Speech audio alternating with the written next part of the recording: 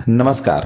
कल का बिहार में कैबिनेट की बैठक होने वाली है, जिसमें बहुत बड़ी खबर निकल कर आ रही है कि कल जो बैठक होगी उसमें सबसे बड़ा खबर ये होगा, सबसे बड़ा मुद्दा ये होगा कि बिहार में काम करने वाले 4 लाख नियोजित शिक्षकों को राजकर्मी का दर्जा मिलना लगभग तय हो गया है।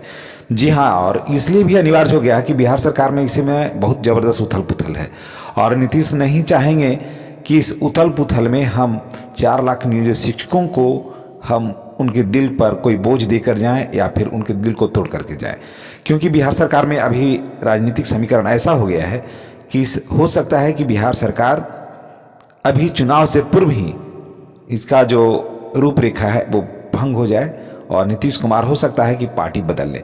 एकदम इसमें कोई दो मत नहीं है। अभी जैसा वर्तमान स्थिति अगर बना हुआ रहा तो निश्चित रूप से लोकसभा चुनाव से पूर्व बिहार में कोई बड़ी राजनीतिक उलटफेर हो सकती है। अब चलिए कल का बैठक के संबंध में हम बात कर लेते हैं। कल कैबिनेट की बैठक होने वाली है, उसमें नियोजित शिक्षकों के संबंध में बहुत बड़ा ये खबर ये है कि नियोजित शिक्षकों को राजकर्मी का दर्जा मिलने वाला है। जी हाँ, मुख्यमंत्री ने भी साफ संकेत दे दिया है और के पाठक ने भी अपने जहाँ भी वो जा रहे हैं वहाँ पर ये साफ संकेत दे दिया है कि नियोजित शिक्षकों को राजकर्मी का दर्जा मिलने वाला है। वो ड्यूटी के लिए अपनी आदत को सुधार लें और अपने ड्यूटी पर ध्यान दें। सरकार उनके पक्ष में काम करने जा रही है। तो ये तो तय हो गया कि नियोजित शिक्षकों का दर्जा राजकर्मी। कैबिनेट की जो बैठक लगेगी उस पर मोहर लगना बिल्कुल तय है।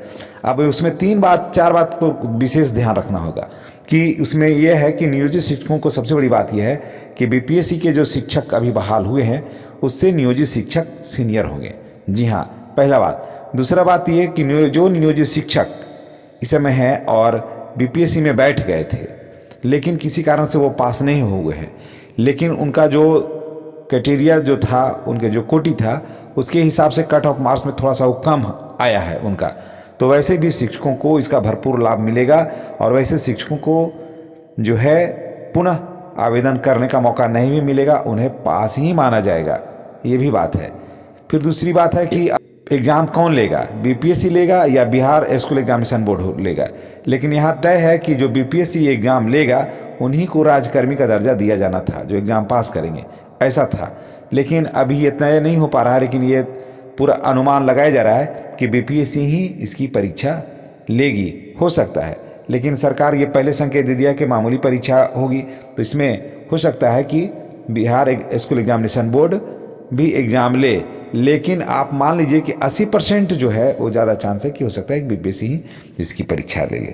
तो इन सारे बात का कयास लगाया जा रहा है और ये बात सामने आ रही है कि कल जो कैबिनेट की जो बैठक होगी उसमें नियोजित शिक्षकों को राजकर्मी का दर्जा मिलना लगभग तय है। कारण कि अब कोई भी नहीं चाहता है, नेता भी नहीं चाहते हैं कि इस मामले में ज़्यादा किरकिरी हो, कारण कि उनकी भी अपनी बदनामी होती है और जो सत्ता में है साथ में वो पहले ही कह चुके हैं कि हम नियोजित शिक्षकों को राजकर्मी का दर्जा देंगे। तो उन्हें भी चुनाव में जाना है, वो भी किस मुंह से जाएंगे। अगर नियोजित शिक्षकों को राजकर्मी का दर्जा नहीं देंगे तो तेजस्वी जी किस मुंह से चुनाव प्रचार करेंगे, ये तो उनका दिल ही जानता है। इसलिए सरकार नियोजित शिक्षकों को लेकर काफ़ी दबाव में है और कल का जो बैठक होगा नियोजित शिक्षकों के लिए बहुत बड़ा समाचार लेकर आएगा। कल का जो बैठक जो होगी उसमें नियोजित शिक्षकों के लिए बहुत बड़ा उलटफेर होने वाला है। तो इन्हीं तमाम बातों को लेकर के अभी कयास लगाए जा रहे हैं कि कल का बैठक जो होगा नियोजित शिक्षकों के पक्ष में ही फैसला आएगा और लगभग 11 बजे जो बैठक होने वाली है उसमें ये बात बिल्कुल साफ हो जाएगा।